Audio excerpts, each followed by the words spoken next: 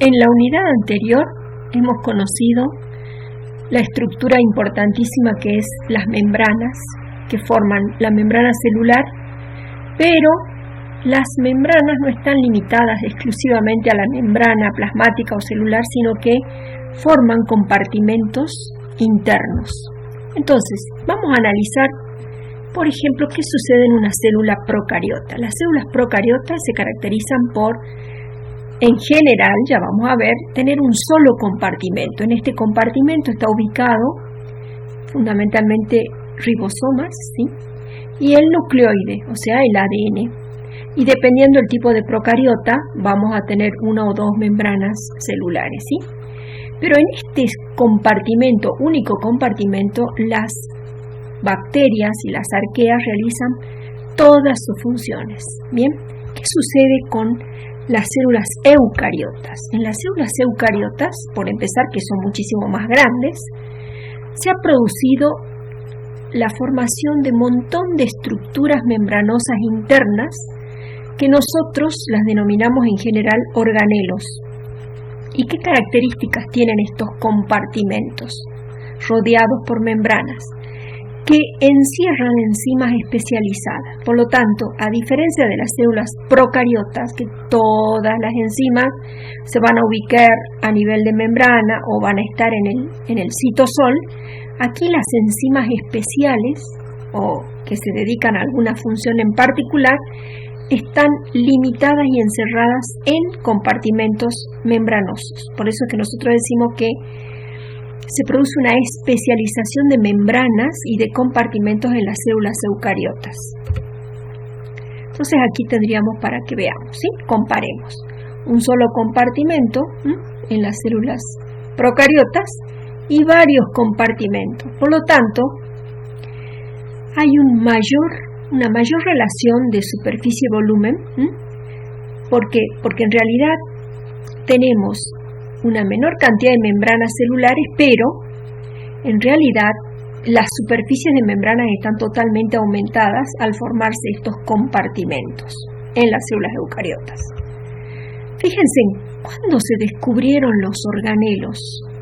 Se descubrieron cuando pudimos utilizar el microscopio electrónico de transmisión. El microscopio electrónico en realidad fue creado o, digamos, inventado con usos más bien de tipo ingenieriles, digamos, ¿sí? Y cuando se vio su potencial, empezaron a diseñar una serie de técnicas para poder ver la organización celular, que con el microscopio óptico se ven grumitos de colores, pero en realidad esto que nosotros hablamos hoy con mucha soltura, retículos, núcleos, etc., no se pudieron desentrañar hasta que no tuvimos un microscopio electrónico. Fíjense, esta es una imagen de un hepatocito, o sea, una célula del hígado, que si ustedes alcanzan a ver, notoriamente se ve el núcleo, pero después se ve un montón de bolsitas, rayitas.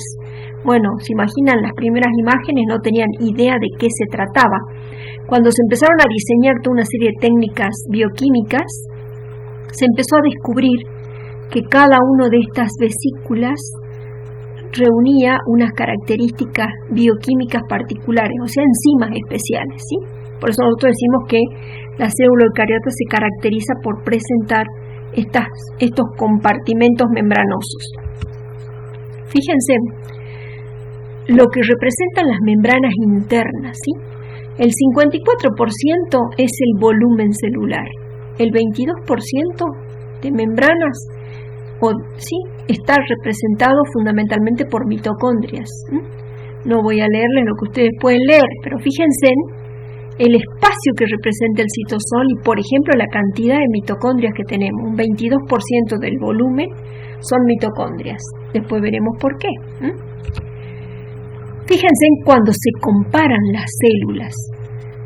Las células no tienen, por más que pertenezcan al mismo organismo, por ejemplo mi hígado y mi páncreas, pertenecen a mi persona, sin embargo las células del hígado y las células del páncreas no necesariamente tienen la misma cantidad de organelas, si lo consideramos a nivel de porcentaje de membrana. Fíjense, por ejemplo, el hígado, las células del hígado representan un 35% el retículo endoplasmático rugoso, pero en las pancreáticas el 60%. Y uno dice, ¿pero por qué? Porque justamente ya vamos a ver cuál es la función que cumple el retículo endoplasmático, entonces va a estar íntimamente relacionado a si tiene mayor o menor cantidad. Después les pediría que analicen en todo caso en particular los porcentajes y después a lo largo del curso van a ir viendo cómo estos números empiezan a tener sentido. Entonces, en las células eucariotas, los compartimentos, como les decía al principio, representan especialización en enzimas. Por ejemplo, todo el gran compartimento que es el citosol, se sabe hoy que está toda la maquinaria enzimática para la síntesis de proteína, la degradación de proteínas o degradación de compuestos y todo el metabolismo, por ejemplo, de la glucólisis, ¿sí? Bueno, el núcleo, que es el compartimento más importante después del citosol, encierra el genoma, a diferencia de las células procariotas que lo tienen, diríamos que liberado dentro del citosol. Y ya vamos a ver qué importante que es que el genoma esté aislado en un núcleo con dos membranas.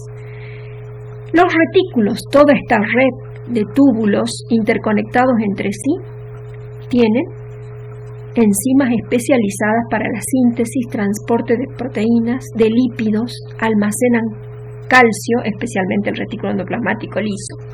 El Golgi, todas estas vesículas o estas cisternas aplanadas, procesan, exportan, modifican y sintetizan fundamentalmente los hidratos de carbono. Y ya vamos a ver que después los exportan. Mitocondrias y cloroplastos que no están en este esquema, ustedes saben que son los encargados de la producción de energía. Bueno, en todo eso trabaja una maquinaria especializada. Los peroxisomas, organelos que están presentes en todas las células eucariotas, tienen toda su maquinaria enzimática para la degradación oxidativa. Y un organelo fundamental, que son los lisosomas, tienen enzimas hidrolíticas que degradan cualquier tipo de material que ingresa en ellas. Bien, por lo tanto, fíjense en que en la célula eucariota cada compartimento membranoso está circunscripto una maquinaria enzimática que le otorga una especialización. Bien, entonces, en realidad estos compartimentos están definidos por sus proteínas, o sea, no solamente por la naturaleza de las proteínas que van a formar sus membranas, sino por su contenido en proteínas, y fundamentalmente estamos hablando de enzimas, ¿sí? Las células se está estudiando que tienen una capacidad enorme de sintetizar proteínas, pero estas proteínas, ya vamos a ver dónde se sintetizan, van a terminar ubicándose en compartimentos específicos, ¿bien? Porque efectivamente son ellas las que le dan identidad al compartimento. ¿Qué quiere decir? Le permiten hacer las funciones, ¿sí? En cada organelo van a catalizar las reacciones, ¿sí? Ahora, estas proteínas, por ejemplo, no pueden ser todas sintetizadas en los propios organelos, ¿bien? Entonces vamos a ver cómo se transportan selectivamente hacia los organelos o fuera de los organelos, ¿sí? Vamos a ver que hay todo un tráfico de proteínas y lípidos entre organelos para llegar específicamente al destino donde tienen que trabajar, ¿bien? Entonces, para ir cerrando ideas, ¿qué son los compartimentos? Los compartimentos son fundamentalmente lugares o estructuras membranosas, ¿bien?, que producen toda una serie de procesos metabólicos, ¿sí? Dependerá del organelo, ¿bien? Es importante, por ejemplo, que muchos de los procesos se desarrollan en el lumen, o sea, en la luz del organelo, por ejemplo, la glucólisis en la luz del citosol, ¿sí? La glucosilación, por ejemplo, en la luz de retículos y Golgis, o la degradación, que es el romper las moléculas, por ejemplo, en lisosomas. Pero otras están íntimamente relacionadas a la membrana del organelo. Y nosotros eso lo hemos visto, por ejemplo, en todos los procesos de respiración celular. La fosforilación oxidativa o la cadena respiratoria son proteínas insertas en las membranas. Entonces, vamos a ver cómo terminaron esas proteínas ubicándose allí. ¿Bien? Entonces tenemos que recordar cómo es el proceso de síntesis. ¿Sí? Nosotros sabemos que la información está en el genoma, en el núcleo. Bien, eso es transcripto en forma de ARN mensajero. Ese ARN mensajero se dirige al citosol, porque todas las proteínas inician su síntesis en el citosol. Dentro del núcleo no hay síntesis de proteína, todo es en el citosol. Entonces, las proteínas empiezan su síntesis, pero ¿qué sucede? Hay dos grupos de proteínas. Algunas proteínas, la gran mayoría, completan su síntesis.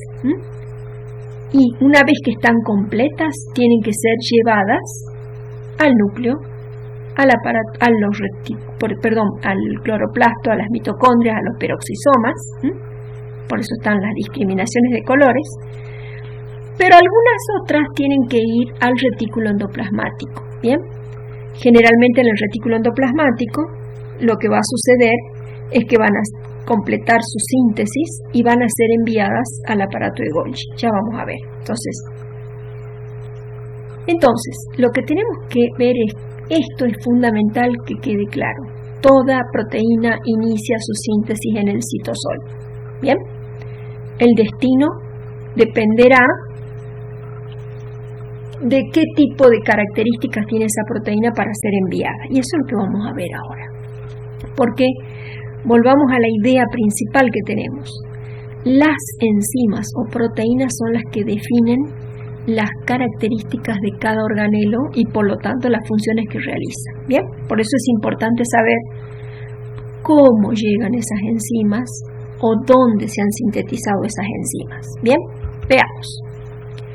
¿Qué se ha visto? Que las proteínas que, por ejemplo, van a trabajar en la glucólisis, ¿bien?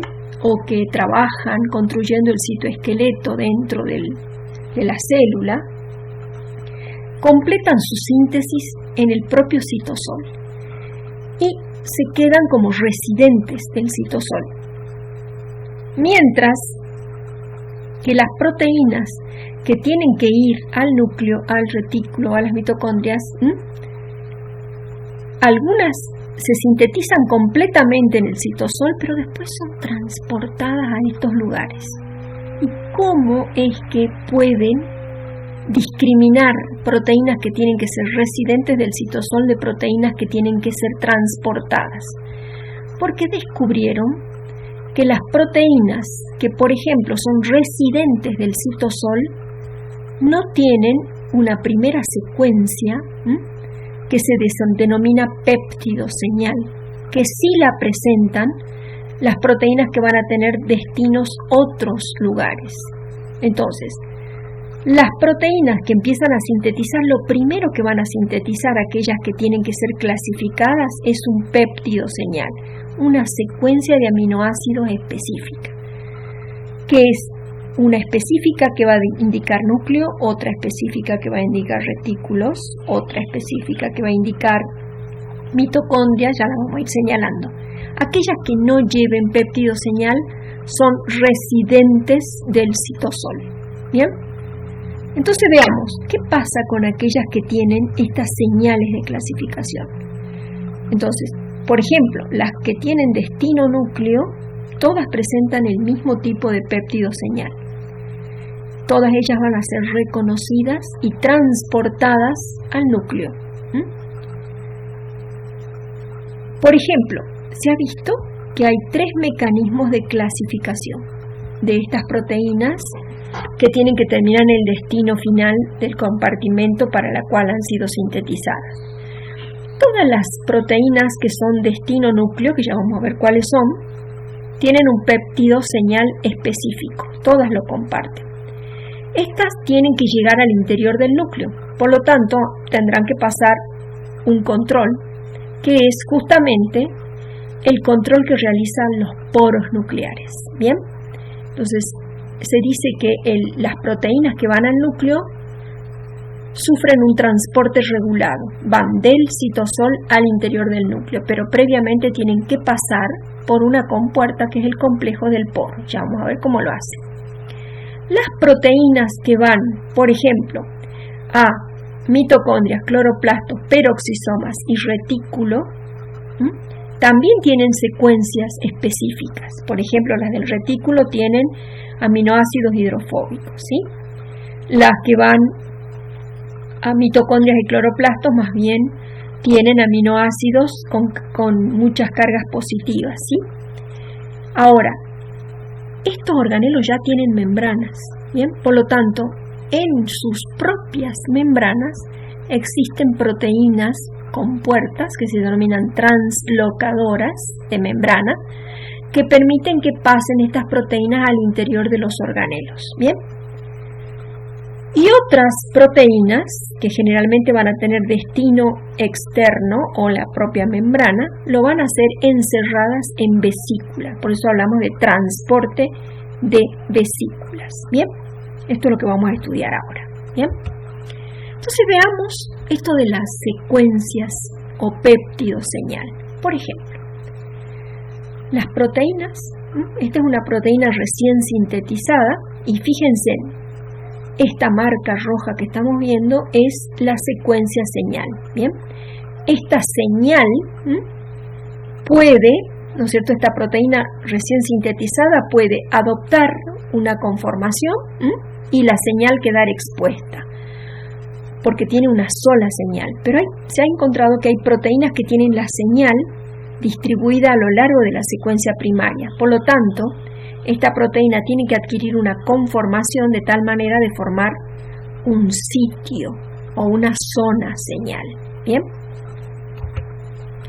Por ejemplo, todas las proteínas que se importan a núcleo tienen como secuencia señal prolina, prolina, lisina, lisina, lisina, bueno, arginina, lisina y valina. Bien, no les voy a leer todos, pero fíjense, ya se ha dilucidado la secuencia señal, o sea que después de acá viene toda la secuencia propia de la proteína característica, pero todas las que van a núcleo tienen esta secuencia señal. Bien, esto es importante, porque ya vamos a ver, esto es lo que van a reconocer quienes las transportan. Bien.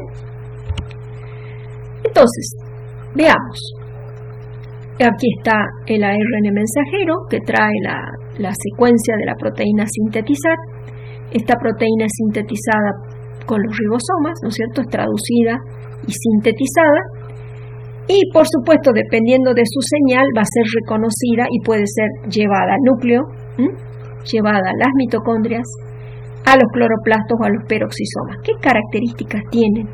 Que toda la proteína se completa su síntesis en el citosol y después tiene que ser transportada. ¿Qué sucede con las proteínas que se requieren a nivel de membrana plasmática? Bien, lisosomas. Esas proteínas, vamos a ver, detienen su síntesis en algún punto y se van a acercar todos los ribosomas con su ARN mensajero al retículo. Y aquí van a haber proteínas que van a permitir que la proteína pase directamente, se vaya sintetizando e ingrese a la luz del retículo endoplasmático. ¿Bien?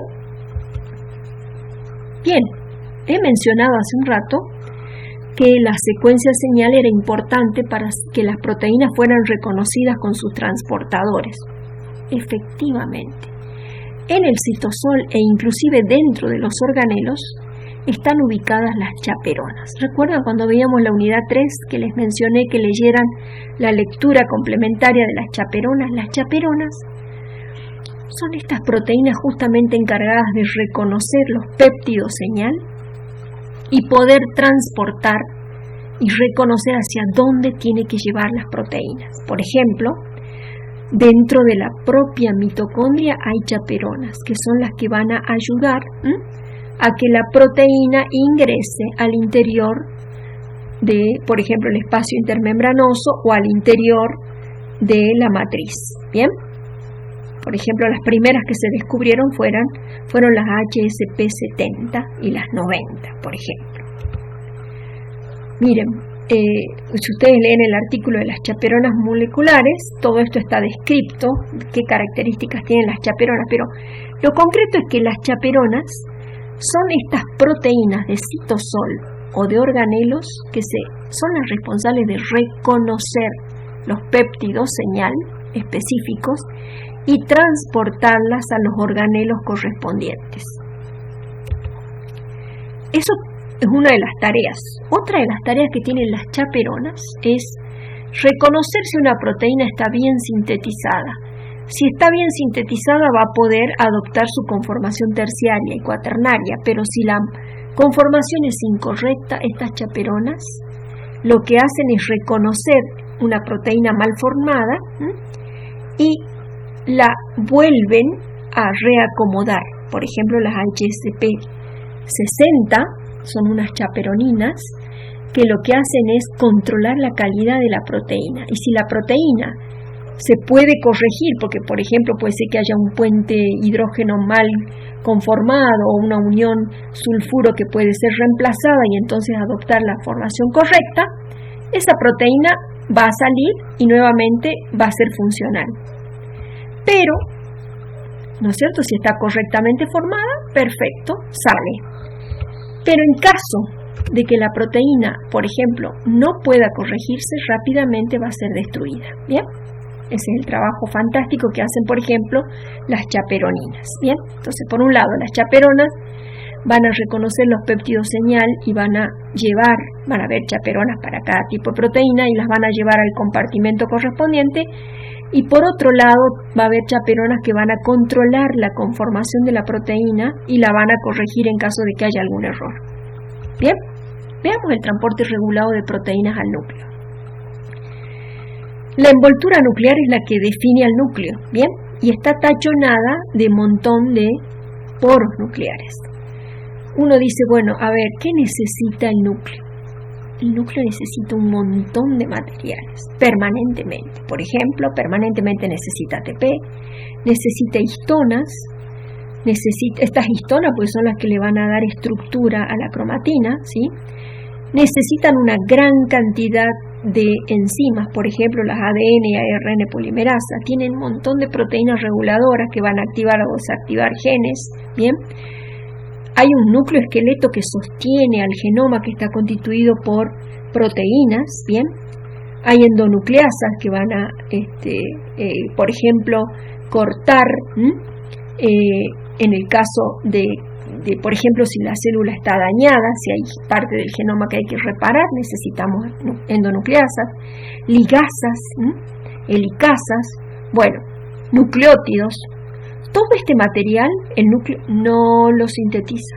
Todo esto es producido en el citosol. Por lo tanto, esto tiene que ingresar al núcleo. ¿Y lo hace por dónde? Por los poros nucleares. ¿Qué sale del núcleo? Porque hay un tráfico enorme. Tienen que salir permanentemente ARN mensajeros, ARN ribosómicos, ARN de transferencia, ARN no codificantes, ¿sí? Todos estos se sintetizan dentro del núcleo, pero su función la tienen muchas veces en el citosol, esto sin duda, ¿bien? Los ribosomas entran y salen, ¿sí? Los ARNs ribosómicos que se sintetizan van a entrar con nucleoproteínas, se van a ensamblar, van a volver a salir como subunidades y hay un montón de proteínas reguladoras que una vez que han ejercido su tarea dentro del núcleo tienen que salir, entonces hay que sacarlas, ¿bien? Ahora, ¿cómo lo hace? ¿Quién regula ese tráfico? Los poros son esenciales, ¿sí? Los poros que son canales acuosos abiertos que lo que van a hacer es seleccionar.